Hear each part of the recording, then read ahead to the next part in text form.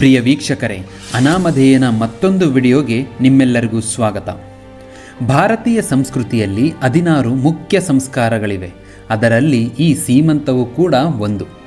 ಗರ್ಭಿಣಿ ಸ್ತ್ರೀಯ ಸಂತೋಷ ಮತ್ತು ಮಗುವಿನ ಉತ್ತಮ ಬೆಳವಣಿಗೆಗಾಗಿ ಮಾಡುವ ಈ ಕಾರ್ಯದ ಹಿಂದೆ ಹಲವಾರು ಅದ್ಭುತವಾದ ವೈಜ್ಞಾನಿಕ ಮತ್ತು ಮಾನಸಿಕ ಕಾರಣಗಳಿವೆ. ನಮ್ಮ ಮನೆಯಲ್ಲಿ ಯಾರಾದರೂ ಗರ್ಭಿಣಿಯಾದಾಗ 5, 7 ಅಥವಾ 9ನೇ ತಿಂಗಳಲ್ಲಿ ಬಹಳ ವಿಜೃಂಭಣೆಯಿಂದ ಸೀಮಂತ ಕಾರ್ಯವನ್ನು ನಾವು ಮಾಡುತ್ತೇವೆ. ಹೊಸ ಬಟ್ಟೆ, ಬಳೆಗಳು, ಬಗೆ ಬಗೆಯ ಅಡುಗೆ, ಹೀಗೆ ಹಬ್ಬದ ವಾತಾವರಣವೇ ಸೃಷ್ಟಿಯಾಗಿರುತ್ತದೆ. ಆದರೆ ಈ ಸೀಮಂತ ಕಾರ್ಯ ಕೇವಲ ಒಂದು ಸಂಭ್ರಮವಷ್ಟೇನಾ? ಅಥವಾ ಇದರ ಹಿಂದೆ ತಾಯಿ ಮತ್ತು ಮಗುವಿನ ಆರೋಗ್ಯಕ್ಕೆ ಸಂಬಂಧಿಸಿದ ರಹಸ್ಯಗಳೇನಾದರೂ ಇದೆಯಾ? ಇವತ್ತಿನ ಈ ವಿಡಿಯೋದಲ್ಲಿ ಸೀಮಂತದ ಹಿಂದಿನ ವೈಜ್ಞಾನಿಕ ಮತ್ತು ಆಧ್ಯಾತ್ಮಿಕ ಸತ್ಯಗಳನ್ನು ನಾನು ನಿಮಗೆ ತಿಳಿಸಿಕೊಡುತ್ತೇನೆ. ಬನ್ನಿ ಇವತ್ತಿನ ಈ ವಿಡಿಯೋವನ್ನು ಸ್ಟಾರ್ಟ್ ಮಾಡೋಣ. ವಿಷಯ 1, ಮಗುವಿನ ಬೆಳವಣಿಗೆ ಅಂದರೆ ಬ್ರೈನ್ ಡೆವಲಪ್ಮೆಂಟ್. ವೈಜ್ಞಾನಿಕವಾಗಿ ಹೇಳುವುದಾದರೆ ಗರ್ಭಧಾರಣೆಯ 7ನೇ ತಿಂಗಳಿನಿಂದ ಮಗುವಿನ ಮೆದುಳು ವೇಗವಾಗಿ ಬೆಳೆಯಲು ಶುರುವಾಗುತ್ತದೆ. ಈ ಸಮಯದಲ್ಲಿ ಮಗು ಹೊರಗಿನ ಶಬ್ದಗಳನ್ನು ಕೇಳಿಸಿಕೊಳ್ಳುವ ಮತ್ತು ಸ್ಪಂದಿಸುವ ಶಕ್ತಿಯನ್ನು ಸಹ ಪಡೆಯುತ್ತದೆ.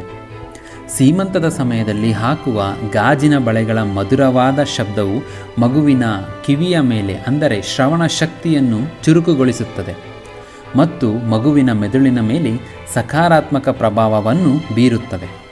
ವಿಷಯ 2, ತಾಯಿಯ ಮಾನಸಿಕ ಆರೋಗ್ಯ ಮೆಂಟಲ್ ಹೆಲ್ತ್ ಆಫ್ ಮದರ್. ಗರ್ಭಾವಸ್ಥೆಯ ಕೊನೆಯ ತಿಂಗಳುಗಳಲ್ಲಿ ತಾಯಿಗೆ ಹೆರಿಗೆಯ ಬಗ್ಗೆ ಒಂದು ರೀತಿಯ ಆತಂಕ ಅಥವಾ ಭಯ ಇರುವುದಂತೂ ಸಹಜ. ಸೀಮಂತ ಕಾರ್ಯದ ಮೂಲಕ ಆಕೆಗೆ ಬೇಕಾದವರನ್ನೆಲ್ಲ ಕರೆಸಿ ಆಕೆಯನ್ನು ಪ್ರೀತಿಯಿಂದ ಉಪಚರಿಸುವುದರಿಂದ ಅವಳ ಮನಸ್ಸು ಕೂಡ ಶಾಂತಿಯಾಗುತ್ತದೆ ಮತ್ತು ತಾಯಿ ಸಂತೋಷವಾಗಿದ್ದರೆ ದೇಹದಲ್ಲಿ ಎಂಡೋರ್ಫಿನ್ಸ್ ಎಂಬ ಹಾರ್ಮೋನು ಸಹ ಬಿಡುಗಡೆಯಾಗುತ್ತದೆ. ಇದು ಮಗುವಿನ ಆರೋಗ್ಯಕರ ಬೆಳವಣಿಗೆಗೆ ಬಹಳ ಮುಖ್ಯವಾಗಿರುತ್ತದೆ. ವಿಷಯ 3, ಬಯಕೆಗಳನ್ನು ಪೂರೈಸುವುದು ಫುಲ್ಫಿಲ್ಲಿಂಗ್ ಕ್ರೇವಿಂಗ್ಸ್. ಗರ್ಭಿಣಿಯರಿಗೆ ಈ ಸಮಯದಲ್ಲಿ ಬಗೆ ಬಗೆಯ ಆಹಾರ ತಿನ್ನಬೇಕು ಎಂಬ ಬಯಕೆ ಇರುತ್ತದೆ. ಸೀಮಂತದ ದಿನ ತಾಯಿಗೆ ಇಷ್ಟವಾದ 16 ಬಗೆಯ ಸಿಹಿ ಮತ್ತು ಖಾದ್ಯಗಳನ್ನು ಸಿದ್ಧಪಡಿಸಲಾಗುತ್ತದೆ. ಇದರಿಂದ ಆಕೆಯ ಮನಸ್ಸಿಗೆ ತೃಪ್ತಿಯಾಗುತ್ತದೆ. ತೃಪ್ತವಾದ ಮನಸ್ಸಿನಿಂದ ತಾಯಿ ತಿನ್ನುವ ಆಹಾರವು ಮಗುವಿಗೆ ಉತ್ತಮ ಪೋಷಕಾಂಶಗಳನ್ನು ನೀಡುತ್ತದೆ. ವಿಷಯ 4, ಆಧ್ಯಾತ್ಮಿಕ ರಕ್ಷಣೆ ಸ್ಪಿರಿಚುವಲ್ ಪ್ರೊಟೆಕ್ಷನ್.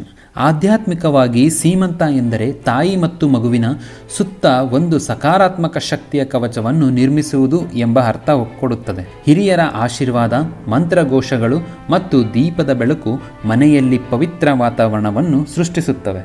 ಇದು ಹುಟ್ಟಲಿರುವ ಮಗುವಿಗೆ ಸಂಸ್ಕಾರವನ್ನು ನೀಡುವ ಮೊದಲ ಹಂತ ಎಂದೇ ಪರಿಗಣಿಸಲಾಗುತ್ತದೆ. ವಿಷಯ 4, ಹೆಸರಿನ ಅರ್ಥ ಮೀನಿಂಗ್ ಆಫ್ ಸೀಮಂತ. ಸೀಮಂತ ಎಂದರೆ ಕೂದಲಿನ ವಿಭಜನೆ, ಅಂದರೆ ಹಣೆಯ ಮೇಲೆ ಕೂದಲು ತೆಗೆಯುವುದು ಎಂಬ ಅರ್ಥ.